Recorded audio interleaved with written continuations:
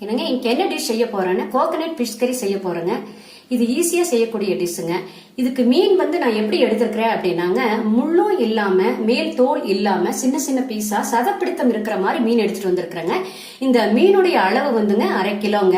முதல்ல என்ன செய்யறோம் அப்படின்னாங்க, ஒரு நாம்பல் சின்ன வெங்காயங்க, பூண்டு, இஞ்சி, சீரகம் இதையெல்லாம் சேர்த்துங்க நைஸா பேஸ்ட் மாதிரி அரைச்சு எடுத்துக்கலாங்க.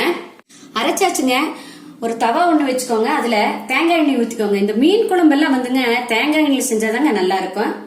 கடுகு சேர்த்திக்கலாங்க, கருவேப்பிலை சேர்த்திக்கலாங்க, பச்சை மிளகாங்க. இதை நல்லா எண்ணெயில வதக்கி வச்சுக்கலாங்க. பாருங்க, இந்த மாதிரி வதங்கின பிறகு நம்ம அரைச்சு வச்சிருக்கிறோம் இல்லைங்களா இஞ்சி பூண்டு விழுது, அதை இதோட சேர்த்திடலாங்க. அடுப்பு சிம்மில் வச்சுக்கோங்க. 2 நாட்டு தக்காளி பொடியா கட் பண்ணி வச்சிருக்கிறேங்க, அதை இதோட சேர்த்திடலாங்க. சேர்த்திட்டு நல்லா இந்த ஆயில்ல வதக்கி விடலாங்க. தக்காளி இந்த மாதிரி நல்லா வதங்கின பிறகு கொஞ்சமா மஞ்சள் தூளுங்க, வெறும் மிளகாய் தூளுங்க, அதையும் சேர்த்து நல்லா இந்த எண்ணெயில வதக்கி விடலாங்க. தூள் சேர்த்து வதக்கின வரைக்கும் இப்ப என்ன செய்யறோம்னாங்க, சும்மா கையில இப்படி கொஞ்சமா தண்ணி தெளிச்சு விடுங்க. தெளிச்சு விட்டு நல்லா வதக்கி விடுங்க. எதுக்கு இந்த மாதிரி செய்யறது அப்படின்னா, இந்த மாதிரி செய்யும் போது என்ன ஆகுனாங்க, நல்லா இந்த தக்காளி இதெல்லாம் வெந்து பேஸ்ட் மாதிரி ஆயிருங்க. இந்த மசாலா பாருங்க நல்லா வெந்துருச்சுங்க. எண்ணெய் எல்லாம் பாருங்க பிரிஞ்சு வருதுங்க. இப்ப நம்ம என்ன செய்யறோம் அப்படின்னாங்க, தேங்காய் பால் பாருங்க, ஃபர்ஸ்ட் குவாலிட்டி பால் எடுத்து வச்சிருக்கிற அந்த பாலை இதோட சேர்த்திடலாங்க. சேர்த்திட்டு கலக்கி விடுங்க.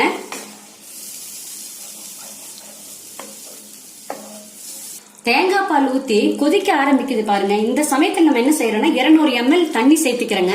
சேர்த்திட்டு இந்த டிஷ்ஷுக்கு தேவையான உப்புங்க, கல்லுப்பு சேர்த்திக்கலாங்க.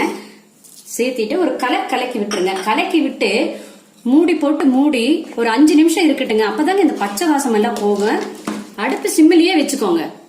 பாருங்க, 5 நிமிஷம் கொதிச்சதுல பச்சை வாசம் எல்லாம் போச்சு பாருங்க. இப்ப நம்ம அடுத்தது என்ன செய்யறோம் அப்படின்னா, கழுவி வச்சிருக்கிறோம் இல்லைங்களா மீன் பீஸ இதோட சேர்த்திடலாங்க.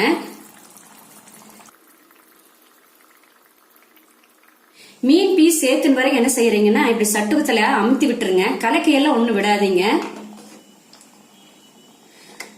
நல்லா இந்த மசாலாவில பதியட்டுங்க.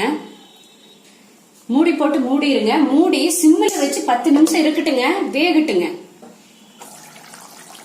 10 நிமிஷம் ஆச்சுங்க. அடுத்தது நம்ம என்ன செய்யறோம்னா பாருங்க, லெமன் ஒரு டீஸ்பூனுங்க, அதை அப்படியே ஊத்தி விட்டுருங்க. ஊத்தி விட்டுட்டு லேசா இப்படி ஒரு குலுக்கி விட்டுருங்க. பாருங்க, இப்படி குலுக்கி விட்டுட்டு சிம்மில் வச்சிருங்க. ஓப்பன்லயே 2 நிமிஷம் இருக்கட்டுங்க. மீன் குழம்பு ரெடி ஆயிருங்க. 2 நிமிஷம் ஆச்சுங்க. அடுப்பு ஆஃப் பண்ணிருங்க. மீன் குழம்பு ரெடிங்க. இப்ப என்ன செய்றீங்கன்னா, மூடி போட்டு மூடி அப்படியே விட்டுருங்க. 20 நிமிஷம் கழிச்சு அப்புறம் சாப்பிடலாங்க.